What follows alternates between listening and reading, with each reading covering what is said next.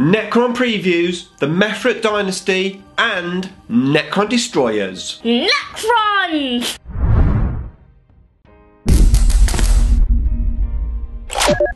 Nick speaking, and welcome to this video. Right, another look at some Necron previews for you, and today we're going to have a look at the Mephrit Dynasty and Destroyers. Before that though, if you would like to keep up to date with the wonders of Warhammer 40k, then please give me a sub and hit the bell button so you don't miss an upload. Okay, so continuing on with this week's series of videos about the Necron previews released by Games Workshop, and today we're going to have a look at the Mephrit Dynasty. Okay, so first of all there's a little paragraph which I'm going to read. The new Necron Codex broadens the tactical options available to Necron players while capitalising on the existing strengths of the army. Whilst the Necrons are notoriously durable thanks to excellent saves, toughness and of course reanimation protocols, they are also superb on the offensive thanks to high AP characteristic of Gore's weaponry. One Necron dynasty however is particularly lethal against armoured foes, the Mephrit Dynasty. Now I've already made a video regarding the actual dynasty rules themselves, and I'll link you up to that in the description below. But just to recap, your armour penetration roll is improved by 1 at half range, making both Gore's and Tesla very powerful at short range distances. Now this dynasty code is really useful for a lot of our units in the Codex, and indeed that's what the preview says in the next sentence. Now GW are telling us that the most improved units are going to be listed in these previews, and they are listing the Destroyers. So let's have a closer look at them. Okay, so let's have a look at Destroyers. Destroyers are perhaps the most sinister of Necrons, infused with an insatiable urge to erase all sentient life. Destroyers have been significantly improved in the Codex.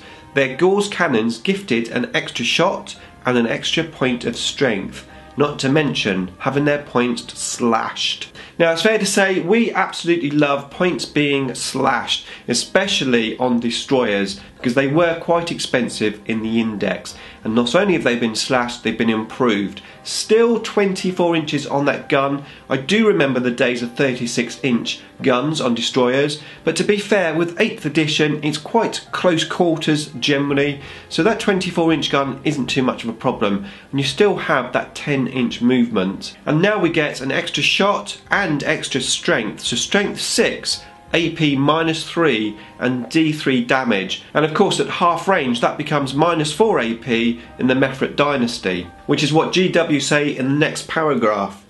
At short range, Mephrit Destroyers would go through even Terminators with ease, but that's not all. Destroyers from any dynasty can now utilise one of the most brutally effective stratagems in the game, and this is only one command point. Extermination Protocols, Necron Stratagem for Destroyers.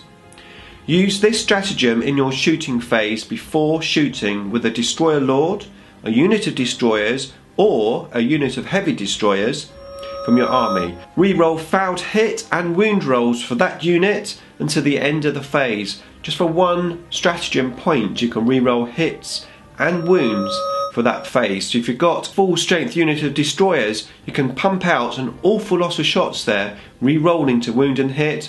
I like it, one command point. Now, what if your enemy is hiding in cover? That's easily dealt with too. Okay, so now they're revealing another stratagem, and this is for Necrons in general, and it's one command point. It's called Solar Pulse, and it says, use this stratagem after a Necron's unit from your army has declared its target in the shooting phase, but before any hit rolls are made. Pick one of the enemy units that your unit is targeting. The enemy unit does not receive the benefits of cover saves till the end of the weapon's phase.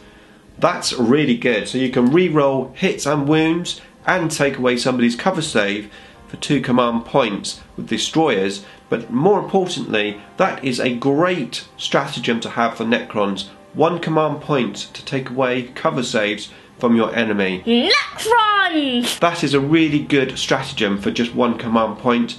Very useful indeed, and the more I read about our stratagems, the more I am liking them. I think we're definitely going to have to make army lists to give us as many command points as possible. We've got some nice stratagems in this codex. Now the preview ends this section with a little paragraph. In short, Mephrit Dynasty Necrons are ideal when you really truly need an enemy to die, but you'll need someone to lead them. And that brings us on to the next section, the Destroyer Lord. Okay, so first of all there's a little paragraph about how our characters can be built to support the rest of our army. It carries on to talk about the Destroyer Lord with a war sigh, which is generally how most people build their models. However, there is a better weapon than the war sigh, and that's the Void Reaper. So let's find out more about that. Okay, so equipped with a Void Reaper, and there's little that'll be able to stand in your way. And what's more, you'll be able to tackle foes resilient on their invulnerable saves by utilising Entropic Strike. Okay, it then goes on to tell us about the stats of the Void Reaper. So first of all, you can only take a Void Reaper if you're replacing a Void Scythe or a War Scythe. Then it has the following profile. So the range is melee, of course, and it's a melee weapon. It's got strength star, AP is -4, and it does damage 3, a fixed 3 damage. It has an ability. This weapon wounds on a 2+ unless it's targeting a vehicle unit, in which case it takes on the strength of 7. So very nice indeed, and doing 3 damage is really nice to see. Of course, they talked about Entropic Strike. That is another stratagem, and indeed another 1-point stratagem. So the rules for this is use your stratagem in the fight phase before Necron's character from your army fights. Invulnerable saves cannot be taken against the first close combat attack made by this character this phase. Okay, so rereading that again, I have to admit I'm a little bit confused by this one. It says invulnerable saves cannot be taken against the first close combat attack made by this character this phase. Now my initial thought is that means 1 attack, 1 dice, because it doesn't say attacks. Or does it mean the attack in general, in other words, the first set of dice rolls? As I said, I'm a bit confused. Let me know what you think it should be. Okay, so next is the dedicated warlord trait for the Mephrit Dynasty, and that is add 6 inches to the maximum range of all assault weapons fired by your warlord. In addition, your warlord can shoot assault weapons at enemy characters even if they are not the closest enemy. That sounds pretty good, especially if you want to go a bit more shooty with your warlord rather than close combat. And indeed, we've got another weapon to look at, it seems, the Voltic Staff. Okay, so the Voltic Staff is for Mephrit models with the Staff of Light only. The Voltic Staff replaces the Bearer Staff of Light and has the following profile. Shooting 12 inches, and of course that's going to be 18 inches with the Warlord trait. It's also Assault 3, Strength 6, -3 AP, and does 2 damage. It's also a melee weapon, user strength, -2 AP and 1 point of damage, and it has a special ability. Each time you make a wound roll of a 6+ for this weapon in the shooting phase, the target suffers a mortal wound in addition to any other damage. So that's really nice, especially when combined with the Warlord trait, 18 inches on that gun. So the Mephrit Dynasty is definitely all about shooting. However, tomorrow we're going to have a look at the Novok Dynasty, and they're about assault. Beam me up!